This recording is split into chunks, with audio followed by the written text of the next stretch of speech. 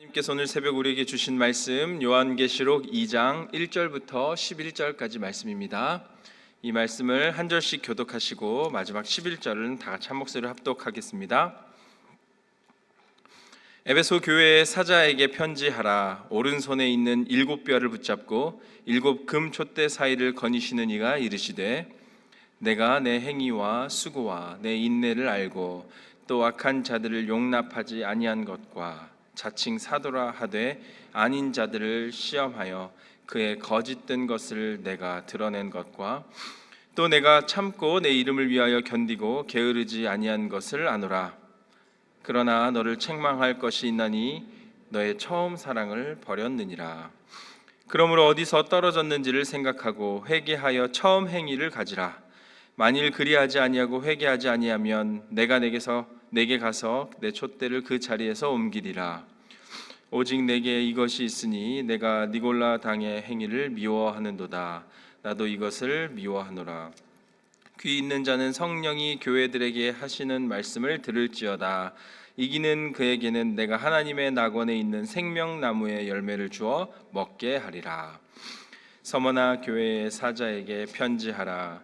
처음이며 마지막이요 죽었다가 살아나신 이가 이르시되 내가 내 환난과 궁핍을 알거니와 실상은 내가 부요한 자니라. 자칭 유대인이라 하는 자들의 비방도 알거니와 실상은 유대인이 아니요 사탄의 회당이라.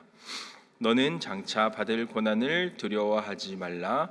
볼지어다 마귀가 장차 너희 가운데에서 몇 사람을 옥에 던져 시험을 받게 하리니 너희가 10일 동안 환난을 받으리라. 내가 죽도록 충성하라. 그리하면 내가 생명의 관을 내게 주리라. 함께 읽겠습니다. 귀 있는 자는 성령이 교회들에게 하시는 말씀을 들을지어다. 이기는 자는 둘째 사망의 해를 받지 아니하리라. 아멘. 하나님의 말씀입니다. 여러분, 에서버두 사빌라라는 말을 혹시 들어보셨나요? 요한계시록 2장 1절부터 3장 22절까지는 소아시아의 7교회에 보내는 서신입니다. 이 7교회가 에서버두 사빌라, 제가 신학교 때 열심히 외웠던 7개 교회 이름입니다. 에베소, 서머나, 버가모, 두아디라, 사데, 빌라델비아, 라오디게아 교회입니다. 이 7교회에 보내는 편지 가운데 오늘 본문은 두 가지, 첫 번째 2개의 교회, 에베소 교회와 서머나 교회에 대한 편지입니다. 이 7교회 편지는 각각 교회에 주는 메시지를 가지고 있습니다. 그래서 형식이 다 비슷합니다. 각 교회에 편지하라는 명령, 그리고 그 편지의 저자로서 그리스도에 대한 소개, 그리고 각 교회에 대한 칭찬과 책망, 그리고 회개하라는 명령, 그리고 회개하지 않을 때 임한 심판과 권면, 그리고 약속으로 구성되어 있습니다. 이 편지 서신은 각 교회에 주신 그리스도의 메시지입니다. 당시 7교회뿐만 아니라 모든 교회에 주는 메시지가 되고 또 오늘날 우리에게 주는 메시지이기도 합니다. 그러니 이 말씀 7개의 서신을 통하여 우리는 우리 교회에 주는 메시지, 그리고 또 하나님의 몸된 교회에서 나에게 주는 메시지가 무엇인지를 분명히 알고 나의 믿음의 모습들을 돌아볼 수 있어야 합니다. 그 중에서 오늘 첫 번째로 알아볼 것은 이것입니다. 우리가 먼저 돌아볼 것은 우리의 사랑을 회복해야 한다는 점입니다. 그런데 그 사랑은 단순한 사랑 회복이 아니라 그리스도를 향한 처음 믿음을 회복해야 합니다. 세상에서 가장 쉬운 것이 남녀가 사랑에 빠지는 것입니다. 불같이 빠집니다. 그런데 또 동시에 가장 어려운 것이 그 사랑으로 5, 60년을 같이 사는 거라고 합니다. 사랑이 어떻게 변하니? 라는 유행어가 있는 것도 이것을 말하는 것 같습니다. 여러분, 누구나 처음 사랑은 불타오릅니다. 그러나 시간이 지나면 지날수록 그 뜨거움이 점점 식어가기 마련입니다. 남녀 간의 사랑을 넘어서서 예수 그리스도를 향한 사랑, 하나님을 사랑하는 그 사랑이 마치 식어가는 사랑과 같다면 이것이야말로 더 큰 문제가 됩니다. 오늘 에베소 교회는 칭찬을 받음과 동시에 이 사랑의 식음을 이유로 책망받고 있습니다. 4절 말씀에 이렇게 기록합니다. 그러나 너를 책망할 것이 있나니 너의 처음 사랑을 버렸느니라.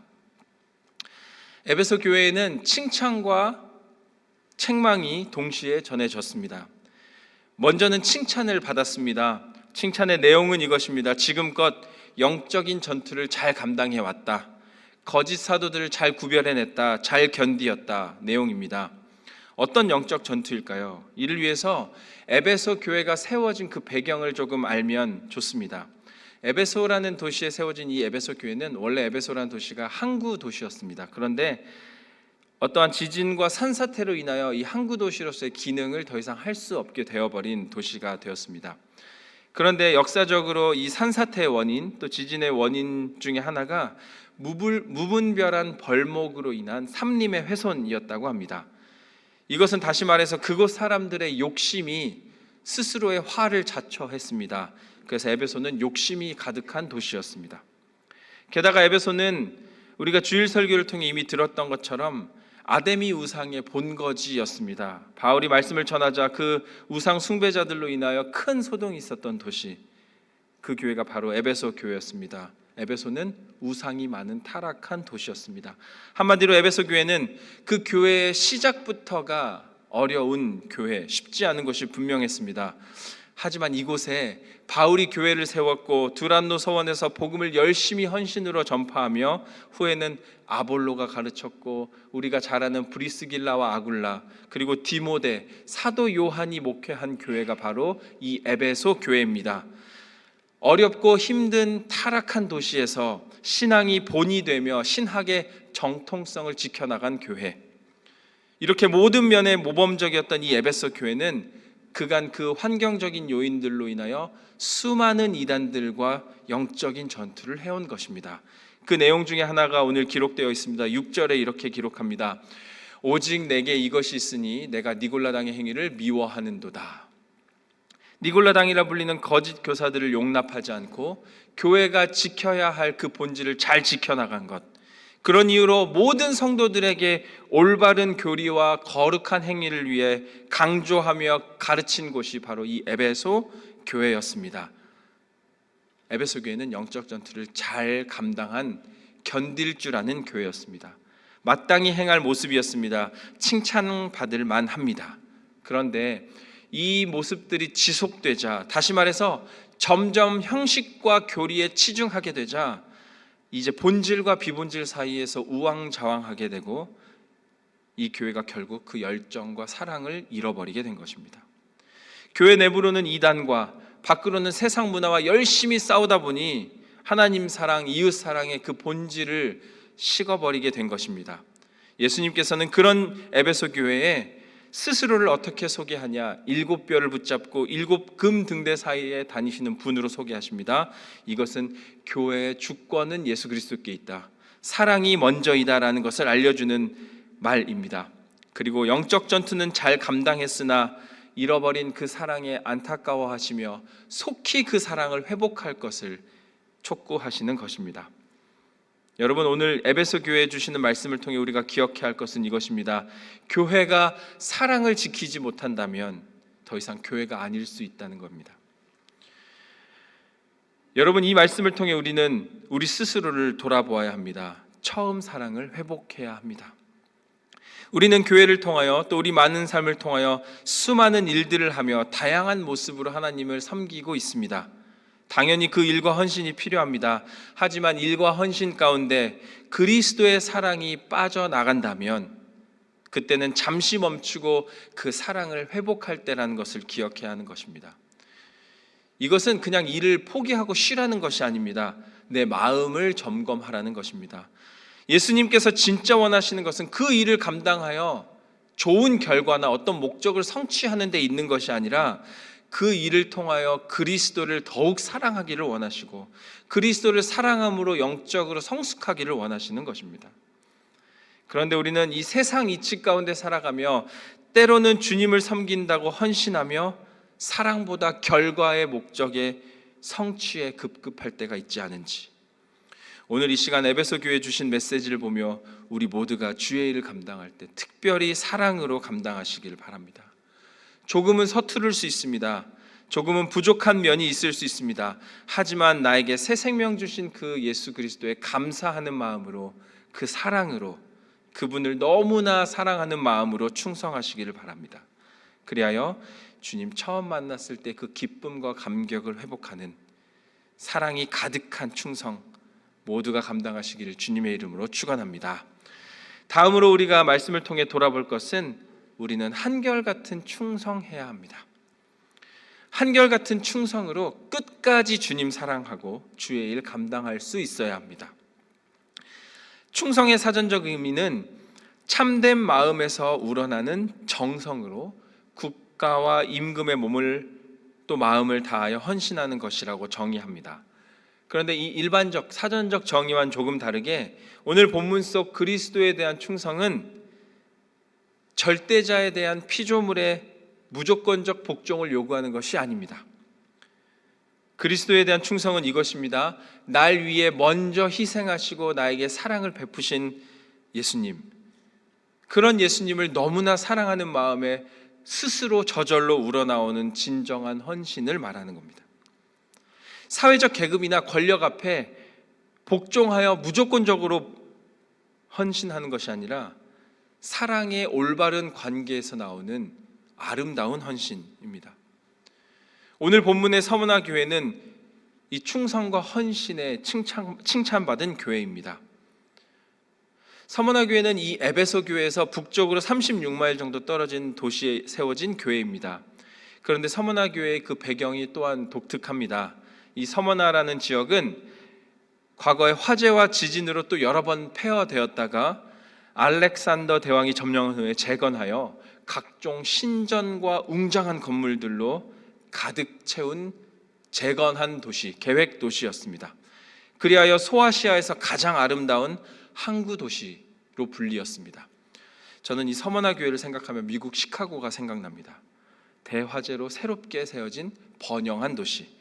그러니 이 서머나 교회는 자연스럽게 아주 부유하고 화려했을 것입니다. 그런데 이 도시의 외관과 보여지는 이미지와는 정반대로 서머나 교회는 아주 처참한 상황에 처해 있습니다.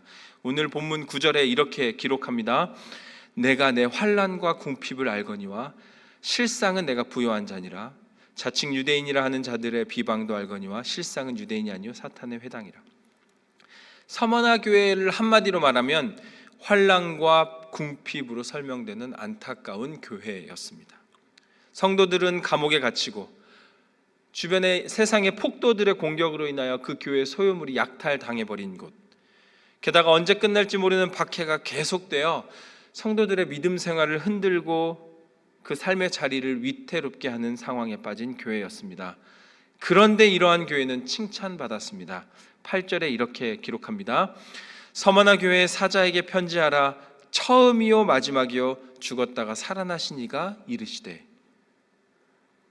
예수님은 환난과 궁핍에 가득한 이 서머나 교회를 바라보시고 스스로를 이렇게 말씀하십니다.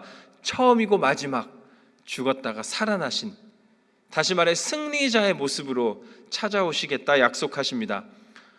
예수님께서는 서머나 교회가 어떠한 어려움에 빠져 있는지, 그리고 어떻게 견디어 왔는지 모든 것을 아시는 분이십니다. 거기에 예수님은 이제 교회가 장차 당할 고난도 얘기해 주시면서, 하지만 그 고난 앞에서 믿음 잃지 않고 끝까지 충성을 다할 것을 명하시는 겁니다. 오늘 본문 10절 말씀 우리가 같이 한번 봉독하면 좋겠습니다. 10절 말씀입니다. 너는 장차 받을 고난을 두려워하지 말라. 볼지어다 마귀가 장차 너희 가운데서 몇 사람을 옥에 던져 시험을 받게 하리니 너희가 10일 동안 환난을 받으리라.